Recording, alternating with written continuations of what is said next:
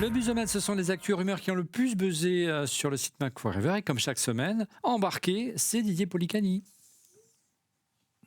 Et oui, Olivier, alors tu sais que Magique le son. la grande révolution, incroyable, j'ai changé de micro. Et tu sais que l'IA, là, c'est vraiment la grosse révolution. D'ailleurs, même Bill Gates l'a dit, tu vois, lui qui est pas visionnaire, là, il a vu quand même qu'il y avait un truc qui se passait. Et du coup, tout le monde y va. Voilà, on fait du chat GPT, on fait de la création d'images.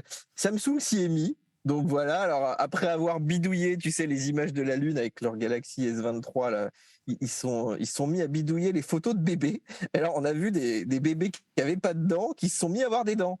Magique. Qui commencent à poser des questions parce que non, mais surtout, c'est les gens qui achètent ça, ils se disent quand même, je veux à peu près une photo conforme de mon gamin. Et quand tu vas le revoir plus tard, tu dis ah, mais c'est bizarre, à 3 mois il avait déjà ses dents. Non, mais là, je trouve qu'on atteint quand même des extrêmes assez prononcés. Pour une fois qu'on parlait de Samsung en top du Buzomètre, Ouais. bref, en tout cas ça m'a donné faim. Les crocs, comme dirait quelqu'un d'autre. Super titre, hein, bravo. En tout cas, bravo Mac Forever pour le titre. Ouais, c'est pas toi qui... Non, bon bref. On parle des AirPods. Oui, alors bon, on ne sait pas exactement ce qu'il va y avoir dedans, mais dans les dernières bêtas, on a eu des traces des nouveaux Beats Studio Buds, des nouveaux AirPods, donc il devrait y avoir des petites choses qui pourraient arriver. Est-ce que ce sera pour le printemps ou est-ce que ce sera pour cet été ou pour la WWDC, mais c'est rare qu'il y ait du hardware. Donc moi je mise peut-être avant la WWDC. Rappelle-toi, l'année dernière, il avait lancé quasiment un produit par semaine, 3 semaines avant, quoi. USB-C, parlons USB-C.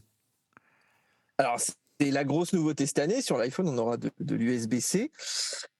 Sauf que Apple, tu sais, ils aiment bien en fait te mettre par exemple la charge sans fil, mais si tu as le petit chargeur siglé Apple, tu as de la charge sans fil plus rapide. Ils pourraient faire la même chose avec l'USB-C, c'est-à-dire certifier la puissance de la charge rapide en fait avec des câbles propriétaires, ce qui est un petit peu abusé. Et d'ailleurs, c'est étonnant que l'USB-C Forum là soit d'accord avec ça, puisqu'il y a des normes quand même sur l'USB-C avec les câbles. Théoriquement, Apple doit prendre en compte les normes des câbles. Donc ce serait juste un moyen, comme d'habitude, c'est du Tim Cook tout craché, de te faire payer un peu plus cher leur câble certifié. Sacré team. On parle toujours de l'iPhone 15. Il y a du 10 oui, alors l'iPhone 15, il commence à y avoir des fuites, c'est logique, hein, les prototypes commencent un petit peu à se dévoiler. Et effectivement, le design pourrait proposer des bords beaucoup plus fins, voire peut-être même les plus fins du monde. Tu sais que l'iPhone, par rapport au Samsung et tout, ils ont quand même des bords assez épais. La question, c'est est-ce qu'on aura surtout des écrans aussi grands que les téléphones Android? Tu sais, ça fait plusieurs années qu'on se demande ça. A priori, ils vont pas changer les tailles d'écran, mais plus que les bords, moi je trouve que quand tu vas dans la Fnac, quand tu vas chez les revendeurs de téléphones, tu as vraiment l'impression que les Android maintenant sont des très très grands téléphones face aux iPhones. Tu voulais rajouter quelque chose, Laurent? On pourrait perdre les boutons ça serait des boutons avec un retour haptique. Alors, retour haptique, c'est pas sûr que ce soit haptique, mais c'était les dernières rumeurs. Mais par contre, ce qui est sûr, c'est que les boutons du volume seraient fusionnés. Et ceux qui ont une bonne mémoire savent que sur les premiers iPhones, on avait le bouton comme ça qui faisait la bascule pour le volume.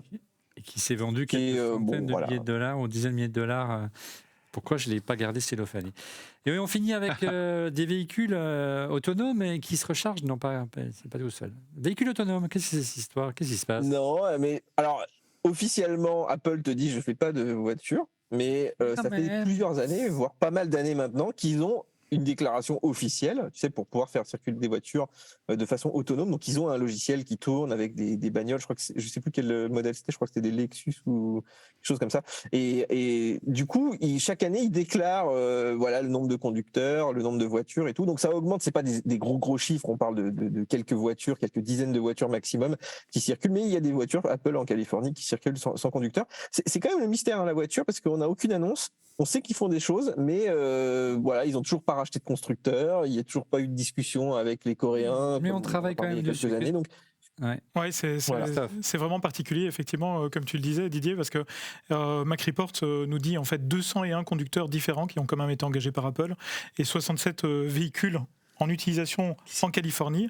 Et il semblerait même, et ça je ne sais pas comment Mac Report pourrait le dire, mais qu'il y aurait du Apple Silicon quelque part dans la voiture. Ah. Donc c'est un petit peu... il va falloir te mettre à la conduite.